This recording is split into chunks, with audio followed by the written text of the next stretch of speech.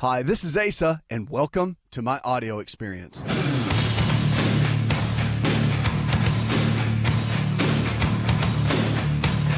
new you, America, remember, you can change. You can. All you have to do is have the radical changes that you need for the radical results that you're looking for. Our health can change, but you have to be willing to change. And really, we're in a place right now in America where I think, even though almost half the American population is overweight or obese, even though we've made poor choices for a long period of time, the great news is that we can change. The great news is that if we're willing to make the change, we have more education now than ever. We've learned more about health than we've ever known. We've learned more about prevention and lifestyle. It's kind of like there's nothing new under the sun, but there is a lot now as far as medical science goes to how the body functions. And we've learned so much in the old days that we're bringing back to the new days and applying it. Things simple as getting our vitamin D levels up and how much that can radically transform our health and keep us out of things such as disease and certain disease process, as long as we're willing to change. But the key is, are you willing to change? Are you willing to go from where you are to where you need to be? See, that's the key. The key is wanting to know that you can live better, wanting to know that you can do better, wanting to know that your life can change. And we're going to talk about that. I want to talk so much about what we can do to radically transform our health on this show. And our food for the day, we're going to talk about that. It's coming up in just a moment. Remember, food is our best medicine. But there's a Wisconsin judge that declares individuals have no fundamental right to own cows and drink raw milk. In Wisconsin? Really? Because after being petitioned for clarification about his decision in a recent legal case involving individuals' freedom to consume raw milk and own shares of dairy cows, Judge Patrick Fielder vehemently declared that individuals do not have fundamental right to consume the foods of their choice, and essentially reiterated the state's position that raw milk is simply off limits. Now, let me just say for a second, because I'm a big fan of raw milk products.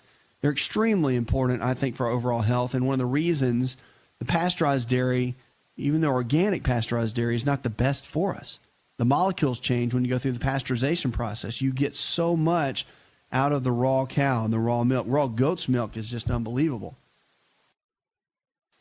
as far as your health. And goat's milk is the closest molecular structure we have to human mother's milk. And so I just think I think it's absurd that we're not able to, as consumers, to be able to have the choice, really, when it comes to raw milk. But the Farm to Consumer Legal Defense Fund, on behalf of Zinnecker Family Farm in Wisconsin and several other farms, filed a lawsuit against the Wisconsin Department of Agriculture, Trade, and Consumer Protection back in February, asking it to clarify its interpretation of the law in regards to raw milk. You can check this out online. But Wisconsin is among the most restrictive U.S. states as far as raw milk is concerned.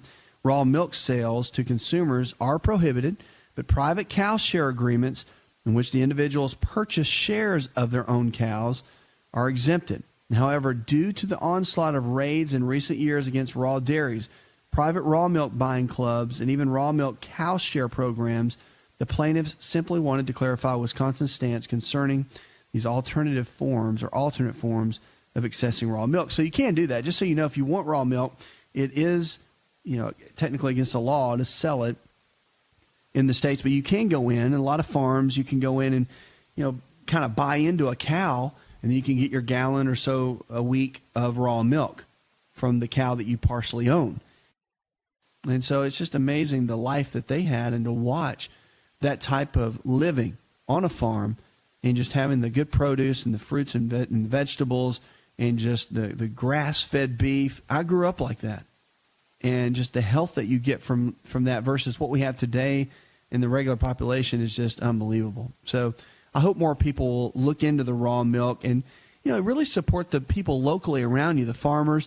No matter where you live, if you live in the city, it may be a little bit more difficult. But even in the suburbs, if you drive a little bit farther out, just look, because the farmers are around more than you would think. And, supporting them is always a great way to go. But what it'll do for your family, the health benefits are amazing. 888-283-7272. That's 888-283-7272. You can call me right now, be a part of the show, or whatever questions you might have. We're here to help. Let's go now to Jeff. Jeff, welcome to the show, my friend. How can I help? I've got an itch on my left arm, It's right between my elbow and the bend of my arm. Okay. It's been on there for about a year, a little over a year, and it just comes and goes. It'll last maybe a week, 2 weeks at a time, and then it'll stop, and it may stop for a month, but then it comes right back. There's no blemishes on my skin. I've used all kind of over-the-counter lotions, anti-itch creams, and nothing seems to help it whenever it starts to itch. I try not to scratch it, but it's just, even in my sleep, I scratch it till it's bleeding. And that's the only marks that'll be left on there, is just where I've scratched it. Right.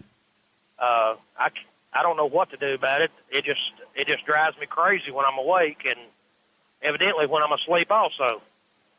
So it'll last for how long? When it comes on, it'll just come out of nowhere. It'll start itching. Right. And then it'll just go away. It'll just go away. You've been to the doctor, so you went to the dermatologist, I assume, and what did they tell you? No, I have not been to the doctor. Okay. I've just used over-the-counter. That's it.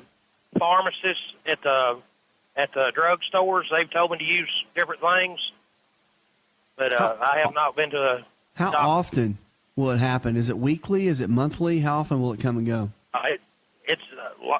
It may happen all week long, and then it may stop for 2 or 3 weeks, and then it'll start all over. And sometimes it'll last a week, sometimes 2 or 3 weeks. How's your stress level in your life? I don't think I'm getting stress. Except this itch on your arm. Sir? Except the itch on your arm. That's about the only stress, right? That's about it. I'm 49 years old. I'm perfectly healthy any other way that I know of. Well, a lot of times when you have, let me just tell you this, when you have weird stuff go on with the skin, here's a little key to remember. All skin conditions, for the most part, are inside out, not outside in. That's why when you put the creams and hydrocortisone creams and all that, they don't really work that well. They do temporarily, but they don't get to the root cause. So a lot of times when you have weird itch on the skin, usually you have omega-3 fatty acid deficiency. We don't get enough omega-3 fats, and what that comes from is fish oil, not in the gel caps, but the oil itself. A tablespoon a day for most adults is what's generally recommended. So that might be something you want to look into. That'll help kind of cut down inflammation in the gut, and also cutting out wheat products and grains for a period of about a month or so. That's bread, pasta, cereal, crackers, all the flour stuff that many of us eat. That can play a big, big role in skin conditions, whether it's itching or burning or whatever it might be. Believe it or not, plays a big role. And again, that's cutting down inflammation in the gut. And I would go see your doctor, though. I would definitely have them run some tests and take a look at it. That's a smart thing to do always. We'll be right back. Want to turn back the clock 15 years and have more energy? This is Dr. Asa telling you to just breathe with LiveO2. LiveO2 delivers the right amount of oxygen we need for optimal health. Go to liveO2.com. That's liveO2.com.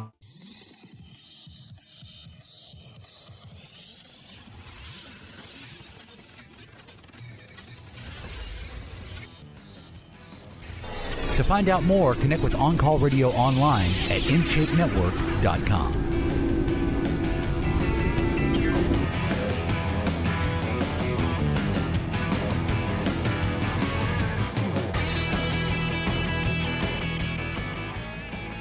Your health is your greatest wealth. I hope you know that. And regardless of what you're struggling with, there's always hope. There's always hope to get your health back. Whether it's diabetes or heart disease, arthritis, depression, anxiety, that your body can change. You can change. And our quote for the day comes from Benjamin Franklin. It says, energy and persistence conquer all things.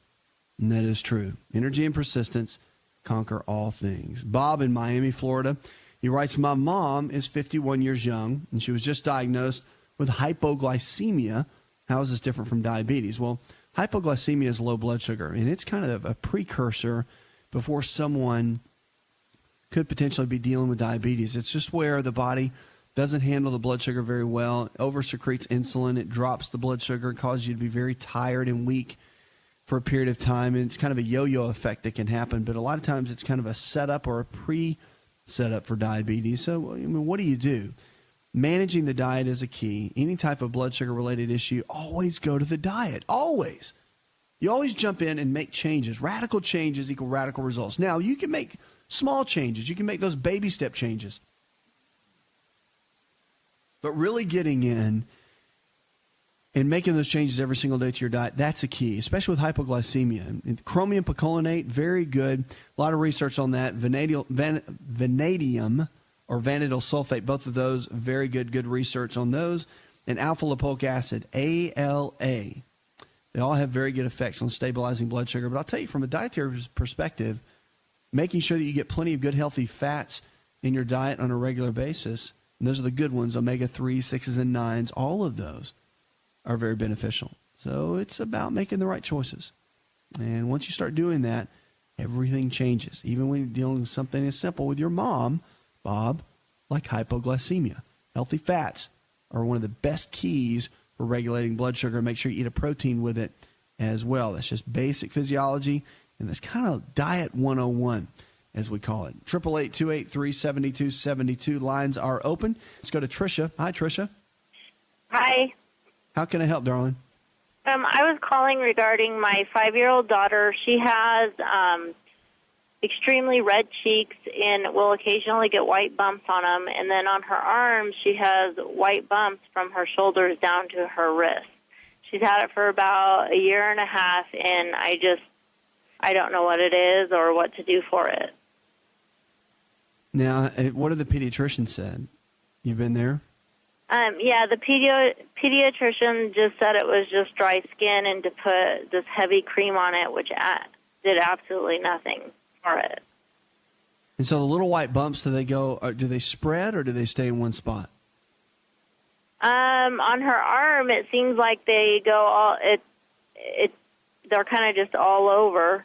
On her cheeks, it kind of just stays in one spot. Her cheeks will get really red, and then she'll get little clumps of white bumps, kind of closer to the eye area. And do they go away? Yeah, the ones on her cheeks when it looks like it's inflamed, red, the white bumps are worse, and then when it goes down and the inflammation is down, the white bumps will almost be gone. Sometimes gone completely. Yeah, I mean, one of the big issues with skin conditions, I talk about this often, and the skin conditions always come from the inside out, and that's why the creams typically don't work. So one of the big issues when you're looking at whether it's a child or an adult, and you're looking at the skin, coming off gluten is always a good kind of thing to do. And a lot of the research out there, gluten plays a big role in skin conditions. So it's probably a lot of what she eats. Bread, pasta, cereal, crackers, all the flour-based foods. And so, literally coming off of those can play a big role. But your pediatrician, should kind of play a role in this too. And I know you've already been. They gave you cream. But I would talk about foods, food allergies.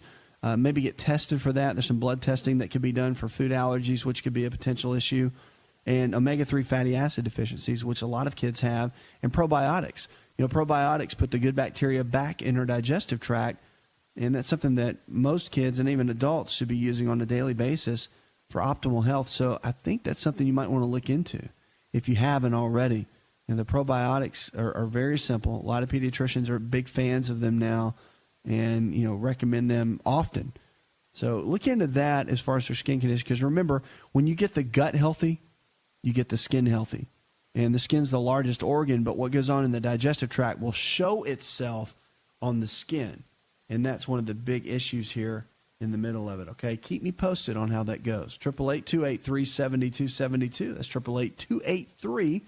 888-283-7272. Lines are open. You want to talk about your health and your life, you can give me a call right now. Now, you talk about stroke victims, and, believe it or not, we're seeing stroke, I think, more than ever. Well, they're saying singing may help some of the stroke victims regain their speech. A lot of times with stroke, speech is impaired at some level, but they're saying singing can now help stroke patients which suffer from non-fluent aphasia, which is a severe difficulty in speech, relearn how to speak, according to a new study. The researchers in Germany are pointing out, however, that's rhythm and formulaic phrases associated with singing, not the melodies, that makes the difference. The lyrics and the phrases of the patients were most familiar and had the biggest impact on their articulation, which I think is really interesting.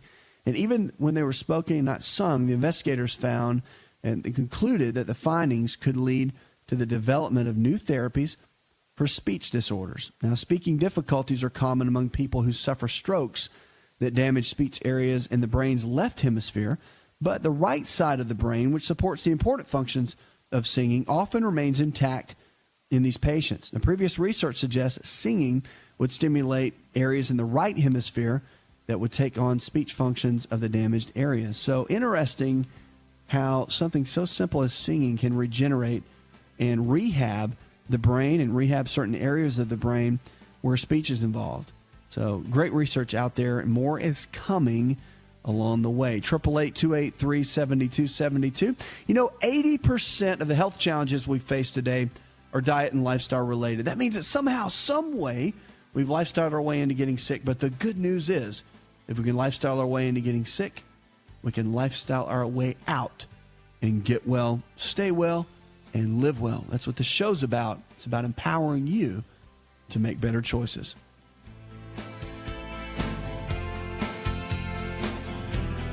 Hi, it's Asa. I'm giving you a copy of my best-selling book for free to help you in your health journey today. I'll pay for the book. All you do is just cover the small shipping and handling costs. Go to AsaRx.com and get your free book today.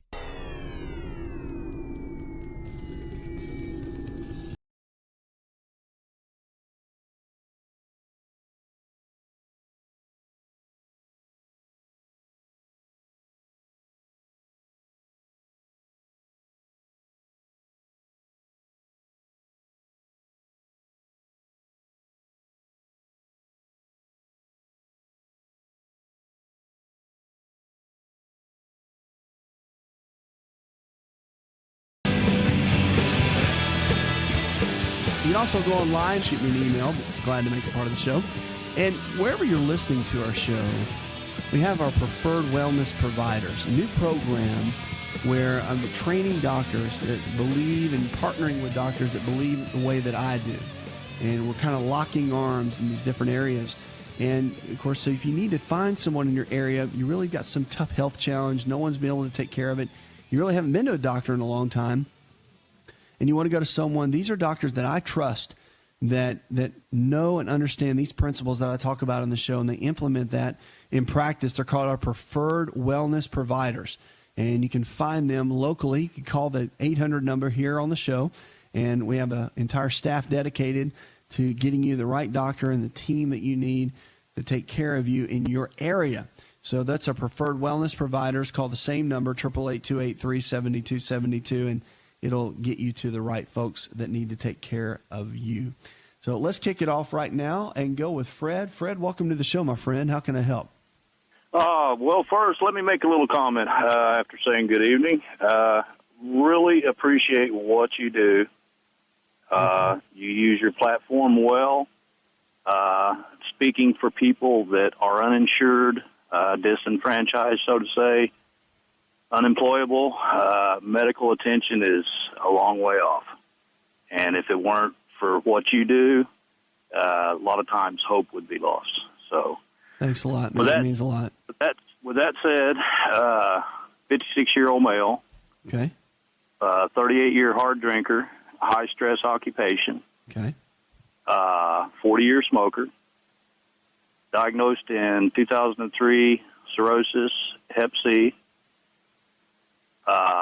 Due to the structure of some of the things with the insurance companies while off on medical leave, re-enrollment came up. I was not notified. So I've been basically using what social programs there are available, which doesn't go into any in-depth testing, screening, genotyping, anything of that nature. Had to move back home this March with my elderly parents who are disabled. Their resources are very limited.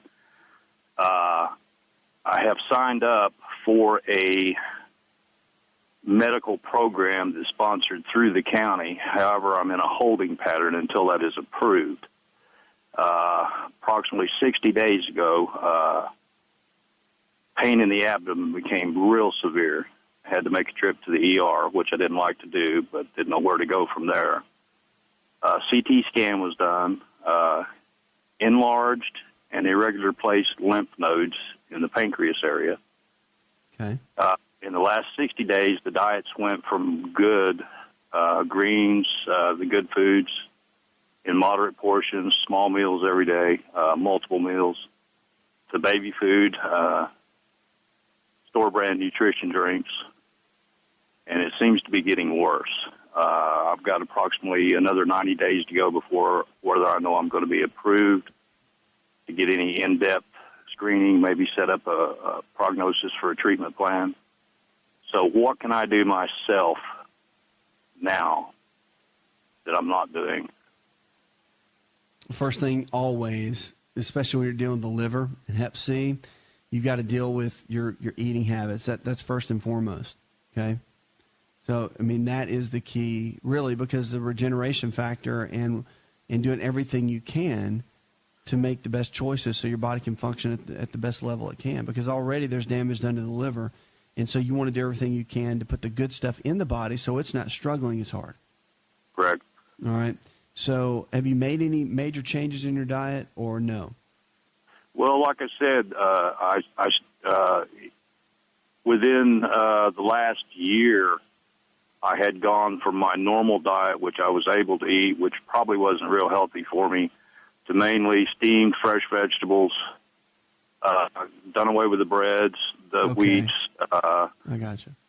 Milk seemed to bother me real bad, pretty much done away with it. And then about 60 days ago, it got to where the food just seemed to flush right through me, any kind of solid food, along with nausea and vomiting. And I'm talking 2 and 3 day bouts after a small meal of solid food. So I started with the baby food, basically. I didn't want to shut my system down, but didn't know what else to do. That was the only thing that would stay with me and give me a little bit of nutrition. And the nutritional drinks, store brand. Right. And that's where I'm at now. Okay. Well, nutritional drinks for sure. If you're gonna go liquid at all, make sure that you use something like Food Balance, which you can get at lifestyleresearch.org. And the reason is it's hormone free, it's antibiotic free, and the quality of what you're putting in right now is extremely important. So the vegetables and all. I mean, you sounds like you're making better choices for sure. But is the pain that's been in your abdomen, does it come and go? Tell me a little bit. Is it a 10? Like 10's the worst. On a 10 scale, what would the pain level be? Okay, I normally walk around with about a 6. I've learned to manage that through breathing, and just relaxation exercise. I've learned to tolerate that. Okay. But usually 1 to 3 times a day, I'll have one heck of a flare up. It gets to a 10. It's a sharp stabbing pain in both my abdomen and my liver, and what concerns me now is the abdominal pain to the left side below the rib cage is really getting worse than the liver is. And I'm, my abdomen's real distended. I have to prop up with a couple of pillows, or I feel like I'm basically drowning, can't breathe. Right.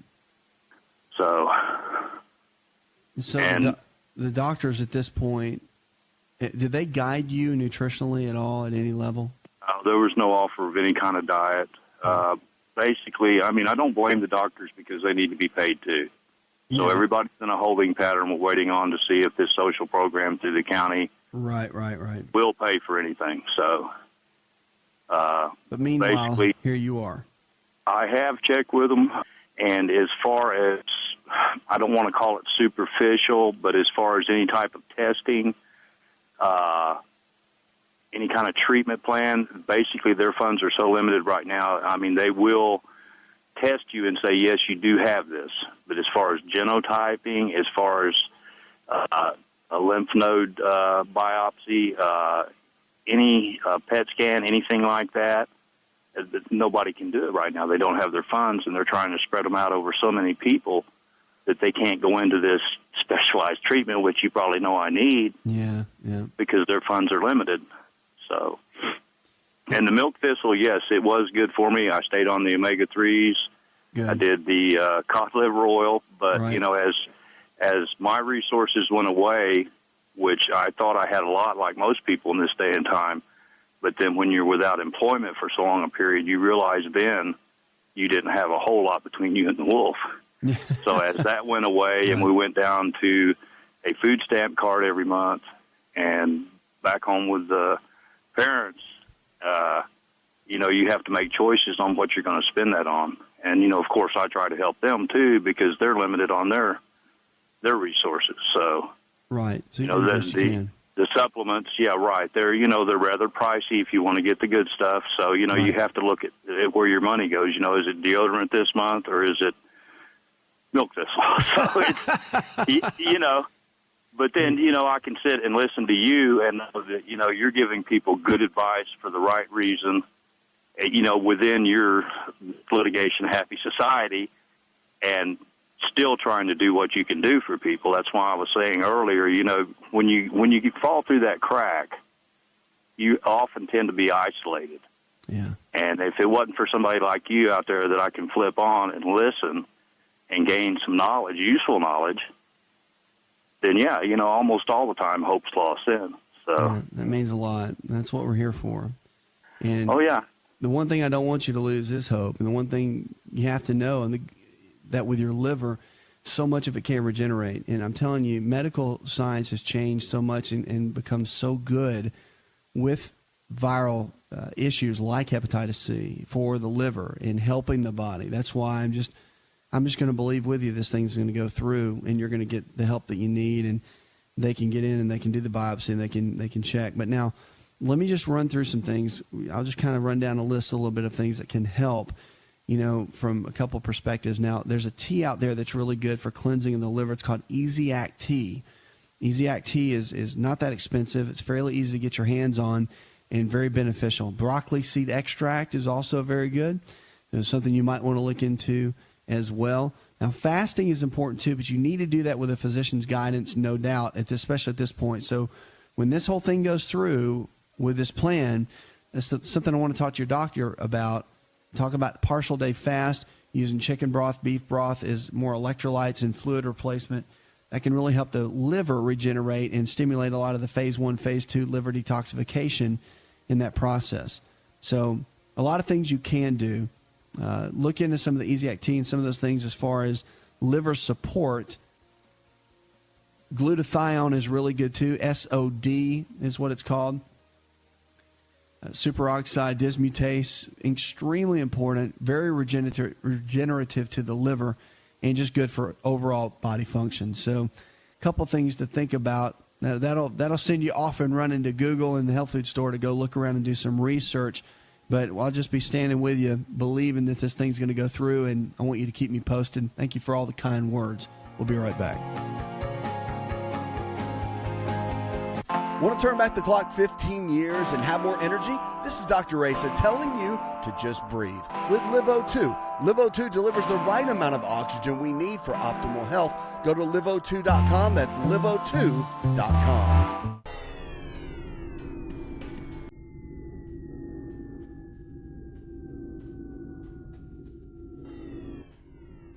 Connect with On Call Radio and watch On Call TV at InShapeNetwork.com.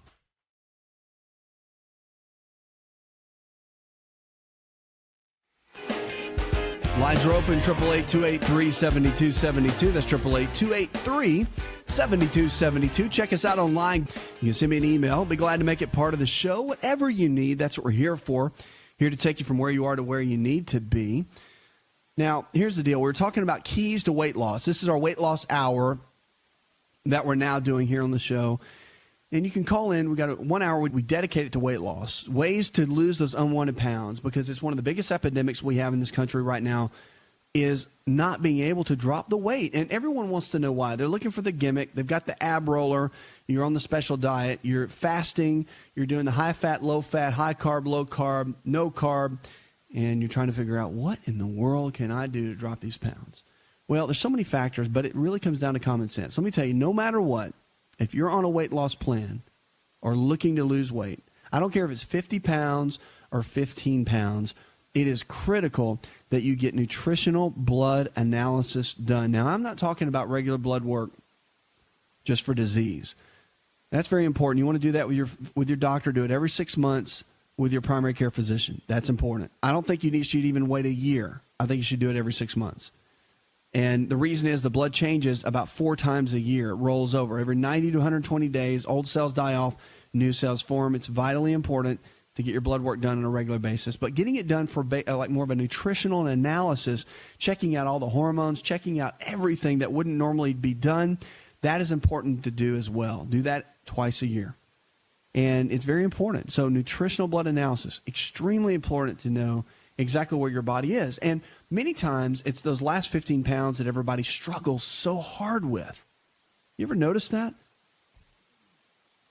It's that little bit of extra belly fat, or it's that little bit of extra hanging on the hips and thighs. Well, the deal is if you get down, you figure out exactly what your body chemistry is doing, exactly what's going on with your body chemistry, that is where the key is overall. And figuring out what to do with that is where you're going to go to the next level with your health, and especially with weight loss and dropping those unwanted pounds. So getting down and figuring out what your hormones are doing, if there's any nutritional deficiencies at all. And here's a key. Leptin. Leptin is a fat-burning hormone within the body, and now we know it's one of the secrets to unlocking that fat-burning potential in your body. Simple blood test can verify it. It's expensive. Most doctors can't really code for it unless you've got a major medical condition that your weight, you're so overweight that it really covers for it. So that's something, if you're just doing it for general, you've got 10 pounds to lose, you just want to see where you are, it's more exploratory, it can be a little bit expensive, but it's very, very worth it. And it's something I would encourage you to have done. That and vitamin D, I think, are just 2 keys that need to be done regardless of what you're dealing with, and just kind of see where you are. But leptin is a key. And there's a lot of secrets to really dropping the weight, and it's all common sense. Once you get the keys and you have a good common sense plan, it makes a big difference. They said to banish belly fat, a great article.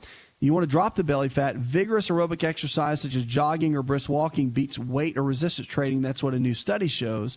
So if you're overweight or mildly obese and want to lose the fat, belly fat, visceral fat, or liver fat. Now here's the interesting thing that says that.